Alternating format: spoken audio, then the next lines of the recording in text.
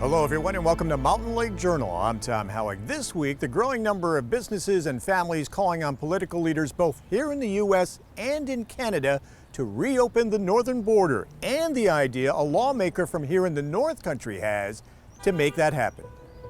We begin our coverage on the impact the closure is having from PBS NewsHour correspondent Benedict Moran. Jonathan Azzopardi is the CEO of Laval, a Canadian manufacturer based near Windsor, Ontario. How's it running, Abby?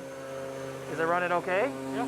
Laval makes parts for hospital beds and components for self-driving cars, but mostly they make molds. That means taking a 25,000-pound piece of steel like this and turning it into a mold like this, which can sell for more than $1 million. This part here is the side of a truck, but it could be anything. This part takes about 6 months to make, so about 6,000 hours to make. It's a painstaking process that requires a constant back and forth between Azzopardi's factory in Canada and engineers from American car manufacturers across the river in Detroit. But since March last year, the border has been partially closed, a decision taken by both American and Canadian governments to fight the COVID-19 pandemic.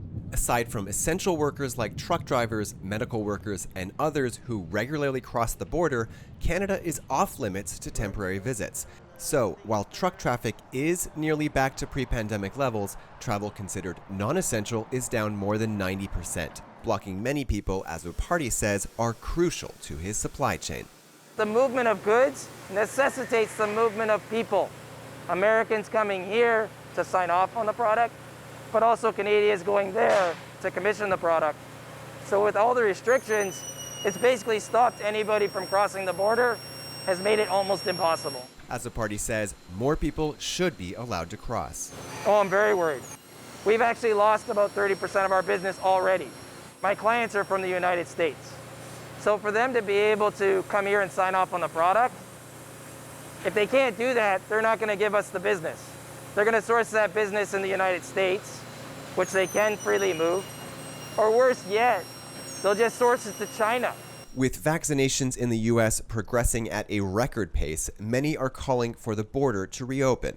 We have to find a way to safely open up the border ASAP. But leaders in Canada don't see eye to eye on when that should happen. Canada is in the midst of a third wave.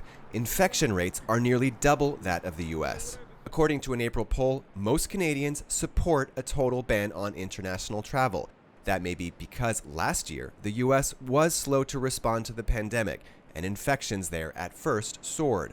Bill Anderson of the Cross-Border Institute at the University of Windsor. Early in this pandemic, there was a public perception that Canada was being very responsible and the United States was not being responsible at all. Of course, we're well into this thing, and the infection rates right here are very high right now in Canada. Now, despite the border closure, infection rates in Canada are higher than the U.S., and the country has lagged behind with vaccinations. 34% of Canadians have received one dose, but only 3% are fully vaccinated. So while the U.S. is reopening, lockdowns in Canada have gotten even stricter.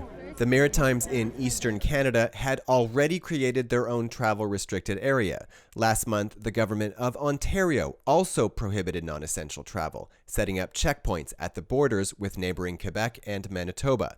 So talk of reopening Canada's international borders has taken a back seat. Border closure has also impacted friends and families. The U.S. and Canada share the world's longest international border. Much of it is unguarded and looks like this.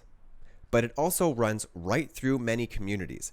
Derby Line, Vermont and Stansted, Quebec are effectively one town.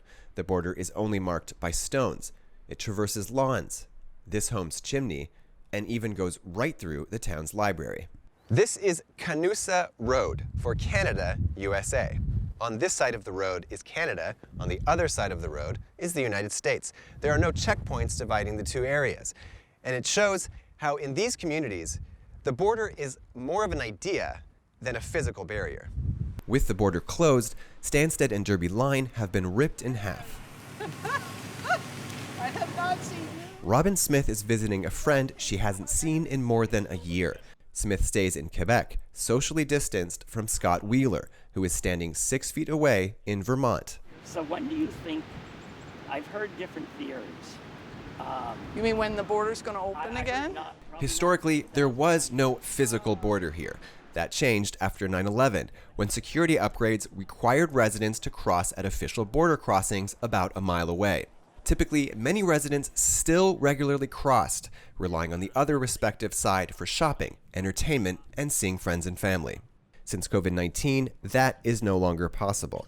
Smith used to live in the U.S., while her family was in Canada. Before COVID, I drove over once or twice a day. I made supper for my parents.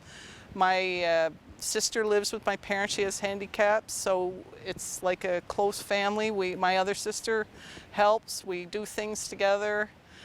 And, you know, we were totally cut off. When the border closed, she moved to Canada to be with her parents. She is eager to get her old life back in the U.S. Well, I want it to open again. I mean, that's all. I can't really do my job properly. I can't go over and work. I can't just go and get my mail. I can't just go and see my friends. What many are advocating for is a system that allows for vaccinated Canadians and Americans to cross the border.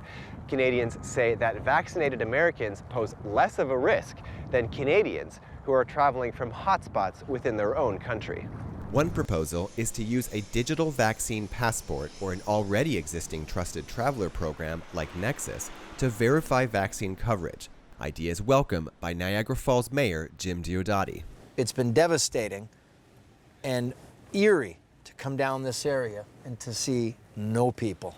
Niagara Falls, Ontario normally welcomes some 13 million visitors a year, and the town relies heavily on tourism revenue. Today, the streets are empty. While tourist attractions like ferries are operating on the U.S. side, Canada's boats are mothballed. This has been for over a year. It's been devastating. You know we're going to open. We just don't know exactly when. So let's come up with our phased-in plan for opening the border. And if it means you have to have a vaccine passport, so be it. North Dakota is now offering free vaccines for truck drivers who transport goods across their border from Canada. Alaska is also sharing. Some are pushing for that aid to be even more widespread. Within the first few days in office, President Biden signed an executive order directing the U.S. to collaborate with the Canadian government and develop health and safety measures needed to reopen the border. Canadian Finance Minister Chrystia Freeland also announced more than $400 million Canadian dollars for a plan to reopen the border. But still, no plan and no timeline has been announced. Back at Laval's factory floor, Azza Party hopes for an announcement that the border restrictions will ease. Windsor lives and dies by the U.S. economy. And right now, the U.S. economy is doing very good. Now, COVID has put a halt on a lot of things, but Americans are still buying. Windsor depends on that. And not just Windsor, southwestern Ontario depends on that. And right now, we're being left out.